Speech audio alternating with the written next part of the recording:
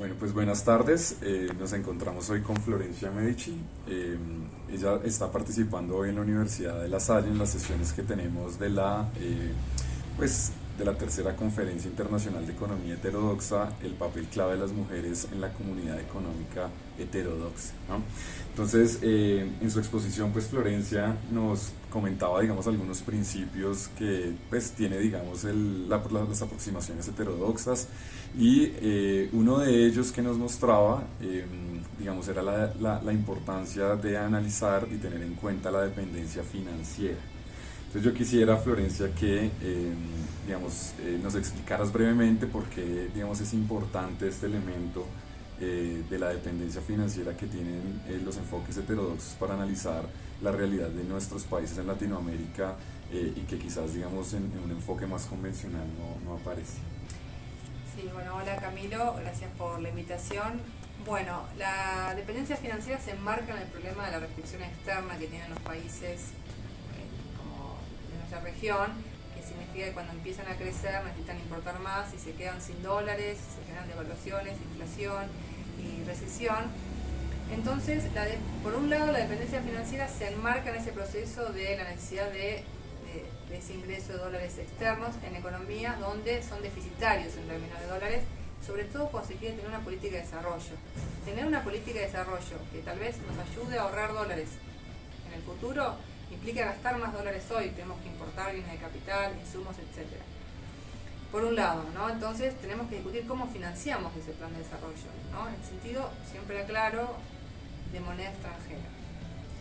Pero por otro lado hay que tener en cuenta que desde fines de los 70, con la caída de Bretton Woods, los flujos financieros tomaron un comportamiento independiente de lo que es la cuenta corriente como pasaba antes.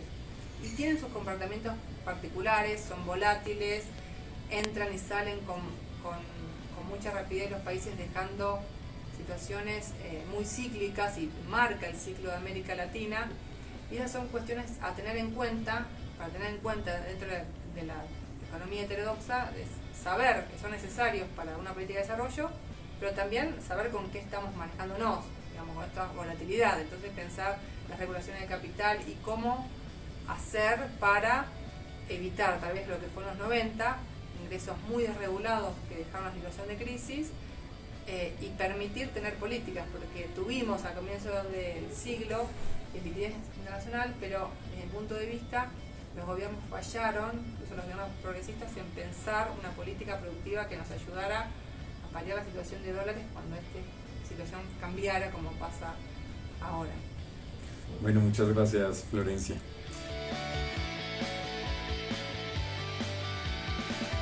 Es importante el dólar, digamos, el dólar empieza a tener una función. Hay una frase muy buena de María Concepción Tavares, que es una economista brasilera fuera de serie, estupenda, que ahora ya está grande, pero tiene cosas muy importantes, que dice, bueno, de la Segunda Guerra Mundial, Estados Unidos sale con el poder militar para conquistar el mundo, pero después ahora tiene el poder financiero, el poder de la moneda global, y puede someter, digamos, a los países desde la finanza. Y fíjense que hoy se ve que la Reserva Federal decide subir la tasa de interés, bajar la tasa de interés, y cambia el mundo.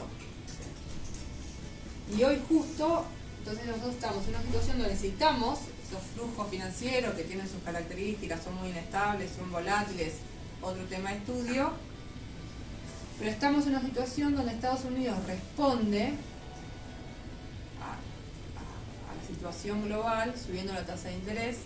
Eso le quita liquidez al mundo porque todos esos flujos financieros van a Estados Unidos, y América Latina se complica, ¿no?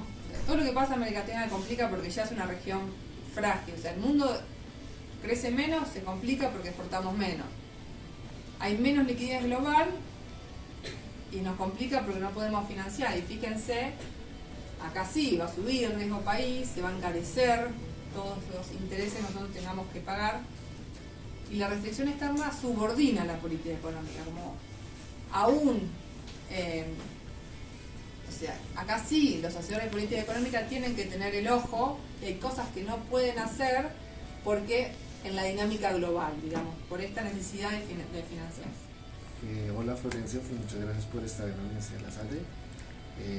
Nos agrada mucho pues lo que nos has comentado, de las cosas que yo rescataría en tu presentación, en términos del escenario macroeconómico de América Latina y el contexto del pensamiento heterodoxo, pues como que nos presentarías adicionalmente, o sea, o qué quieres comentar, que quede aquí registrado en términos de los aportes de la heterodoxia a los problemas contemporáneos, ¿no?, de América Latina.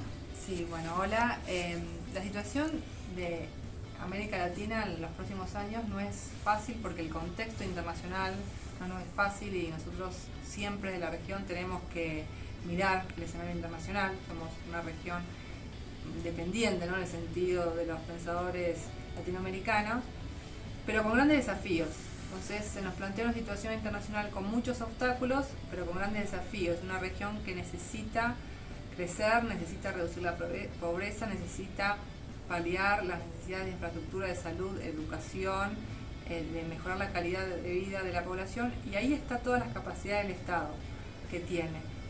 La importancia de la teoría heterodoxa es, yo digo, hacer buenos diagnósticos, buenas explicaciones económicas para entender cómo nos afecta la situación internacional, para entender las capacidades y obstáculos que tiene el Estado para resolver problemas, ¿no?, para discutir la política económica. En ese sentido es importante, bueno, este congreso, lo que estamos discutiendo sobre los diagnósticos, ¿no?, y cómo es diferente tal vez cuando nosotros hablamos de heterodoxia al sentido común, ¿no?, a lo que la gente piensa y a lo que la gente también pide a los gobiernos, ¿no?, que no es justamente basado en lo que la política económica necesita hacer. De repente vi en tu presentación citas de autores heterodoxos pues muy conocidos, digamos, por lo menos en este entorno, Kalecki, y también hablaste de algunas economistas.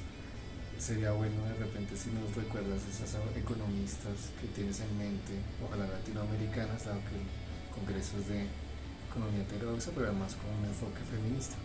Sí, ayer en la apertura del congreso se hablaba que la participación de las mujeres en la economía, en las currículas, es baja, ¿no? Entonces era el orden del 30%. Entonces, ¿no?, tenemos dos cuestiones. O sea, primero, decirle a las mujeres que se metan, que la economía no es un tema de hombres, que hay muchas cosas interesantes para estudiar y no necesitan, esto pensaba ayer, dedicarse a temas de mujeres, ¿no? Bueno, está bien, si te metes en la economía te tenés que meter en economista feminista, en el tema de género, son temas importantes, uno de los temas importantes de economía. Yo quiero más mujeres hablando de macro, de política económica, de tipo de cambio, de tasa de interés. Y voy a nombrar algunas, siendo muy injustas, porque seguramente voy a dejar a muchas mujeres importantes afuera, pero mi foco va a ser con las mujeres que yo leo y estudio por mi tema de estudio, que es macroeconómico. Para empezar, la gran María Concepción Tavares, que nos ayuda mucho a entender la dependencia financiera en América Latina, un animal teórico y político muy importante que hay que leer. Y después también con el tema financiero y de desarrollo se me ocurre Daniela Prates, bueno, Nina Kaltenbrunner, son muchas y ahora se me van a pasar. También otra autora que escribe con Prates, Ramos, también es muy buena.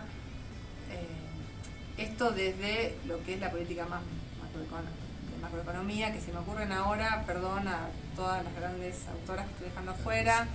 También pienso también para ver política productiva, una colega argentina, Verónica Roberts, que es muy buena, desde que ella actualmente está pensando en planes productivos en Argentina. Y bueno, también Noemí Levy, que se mencionó ayer, Alicia Puget.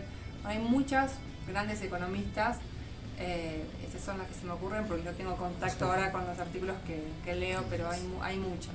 Porque la tasa, lo que se necesita América Latina es mucho, y esto quedó muy claro en la pandemia, que no había cuantificación, por ejemplo, ya para empezar, de salud.